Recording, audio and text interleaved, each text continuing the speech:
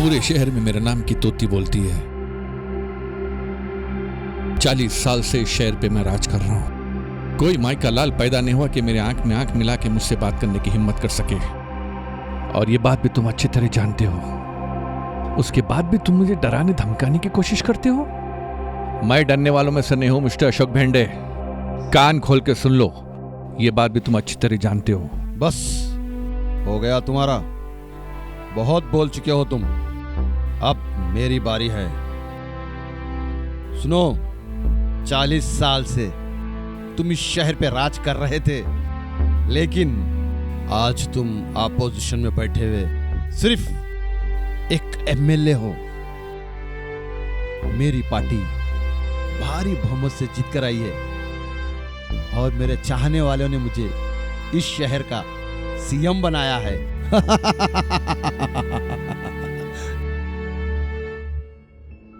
तुम्हें कुछ भी बात कहने से पहले यह बात नहीं भूलनी चाहिए, क्योंकि इस शहर में तुम्हारा वक्त खत्म और हमारा वक्त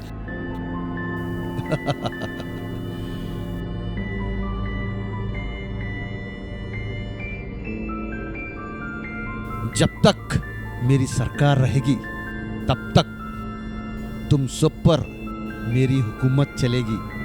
हा? और जब तक मेरी पार्टी सत्ता में रहेगी तब तक मैं इस शहर का बेताज बादशाह रहूंगा।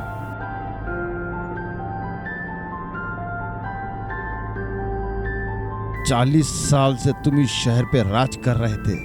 आज अपोजिशन में बैठे तुम सिर्फ एक एमएलए हो और मैं इस शहर का सीएम हूं।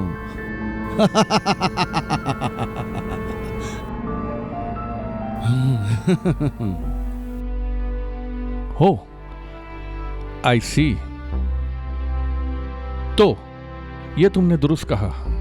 तो ठीक है, मुद्दे की बात करो। तुम कहना क्या चाहते हो? एक बार सोच लो अच्छी तरीके से। सोचने की जरूरत तुम्हें है, मुझे नहीं।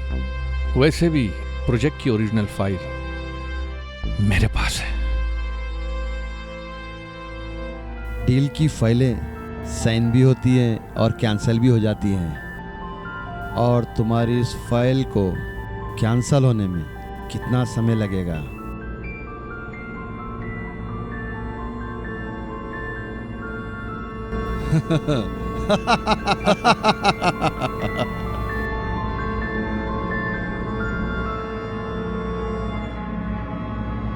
तो ठीक है, तुम्हें जो करना है वो करो, और मुझे जो करना है वो मैं देख लूंगा। इससे पहले कि तुम यहां से जाओ मेरे भाई, मेरी एक प्रेम की बात सुनकर जाओ। पहले तो मैं अपनी खुदी से किसी को छेड़ता नहीं। अगर कोई मुझे जबरदस्ती छेड़े तो फिर मैं कभी उसे छोड़ता भी नहीं। 2-2 रुपया लेकर पब्लिक टॉयलेट साफ करने वाले? कोई बात नहीं, आज सीएम बन गया तो सर चलकर बोल रहा है। कोई बात नहीं, हर कुत्ते के दिन बदलते हैं। मैं भी बहुत बड़ा हरामी हूं। चोरी तो चोरी, ऊपर से सीना जोरी। गीदड़ की जब मौत आती है ना, जंगल छोड़कर शहद की तरफ दौड़ता है। जब तक मेरी पार्टी सत्ता में रहेगी, मैं इस शहर का बेताज बादशाह हूं।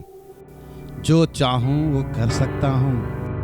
तुम्हें भी मेरी बात माननी पड़ेगी। तुम लोगों ने भी तुम्हारी हुकूमत के दौर में किस किस के साथ, बिल्डरों के साथ, बिजनेसमैनों के साथ, ना जाने किस किस के साथ सौदेबाजी की।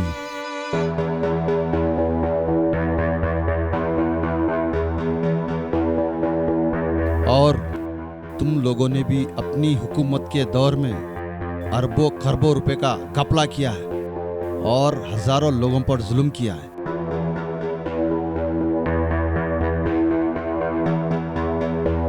अब तुम्हारी मनमानी नहीं चलेगी मिस्टर बाबा राव देशमुख।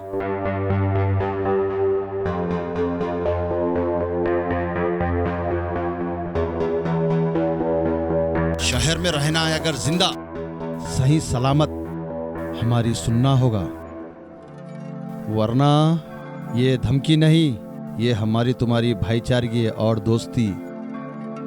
इसी वजह से मैं तुम्हें समझाने की कोशिश कर रहा हूं। और अगर घी सीधी उंगली से ना निकले तो उंगली को टेढ़ी टेढ़ी करना पड़ता है।